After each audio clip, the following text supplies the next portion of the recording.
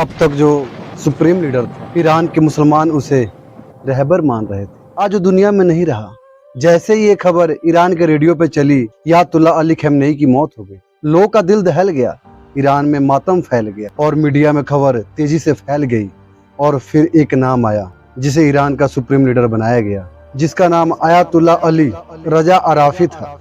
नमस्कार, राजू की जुबानी यूट्यूब चैनल में आपका स्वागत है। 28 फरवरी 2026 दिन शनिवार, ईरान के लिए वो काला सुबह 9:40 जब इजराइल की सेना ने ईरान के तेहरान शहर पे मिसाइल से हमला किया, जिसमें न केवल खamenei की आवाज को हमेशा के लिए मलबे में तब्दील कर दिया, बल्कि मध्य पूर्वी यानी मिडल ईस्ट को पूरी तरह से तहस नहस कर दिया। इसकी दशा और दिशा पलट के रख दी। इस हमले में खamenei के साथ उसकी बेटी, उसका दामाद और पोती तक की मौत हो गई।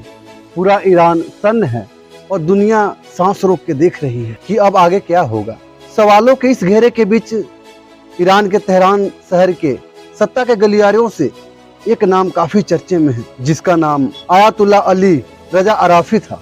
खबरें आ रही थी कि अराफी को ईरान का अस्थायी सुप्रीम लीडर चुना गया है। लेकिन कौन है ये शख्स जो इतनी तूफान के बीच ईरान का बागडोर अपने हाथ में थाम रहा है? अली रजा अराफी एक धर्मगुरु नहीं है, बल्कि वो सिस्टम के सबसे पुराने और भरोसेमंद खिलाड़ी है। वो ईरान के सभी मदरसे का नेशनल हेड है, गार्जियन काउंसिल और असेंबली ऑफ एक्सपर्ट के बड़े सदस्य है। अराफी को खamenei का साया भी कहा जाता है।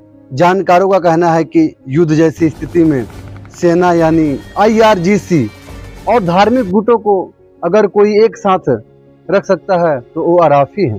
अब समझिए कि आखिर ये ईरान में होता कैसे है? क्या ये इतना आसान है?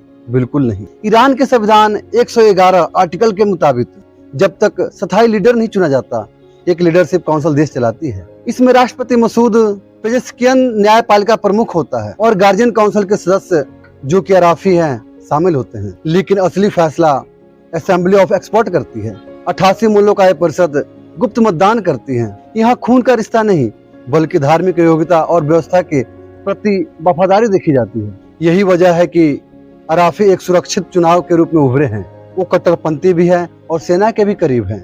अराफी के अलावा इस रेस में कई बड़े और नाम थे, जैसे मुज्तबा खamenei जो कि ईरान के सुप्रीम लीडर के बेटे हैं। लेकिन इजराइल के हमले में परिवार के सदस्य की मौत और देश में वंशवाद की वजह से उनके रास्ते में मुश्किल खड़ी हो गई। दूसरा नाम हुज्जत उल इस्लाम मोहसिन कौमी जो कि खamenei का नजदीकी सलाहकार थे। समर्थकों का मानना था कि संक्रमण काल में नियंत्रण और स्थिरता बनाए रख सकते हैं। फिर नाम आया अयातुल्ला मोहसिन अराकी जो कि असेंबली ऑफ एक्सपर्ट के बड़े सदस्य, मजबूत धार्मिक पृष्ठभूमि। उसके बाद नाम आया Ayatollah Ghulam Hossein Mohseni Ejei, वर्तमान समय में न्यायपालिका के प्रमुख, सुरक्षा और प्रशासनिक अनुभव है।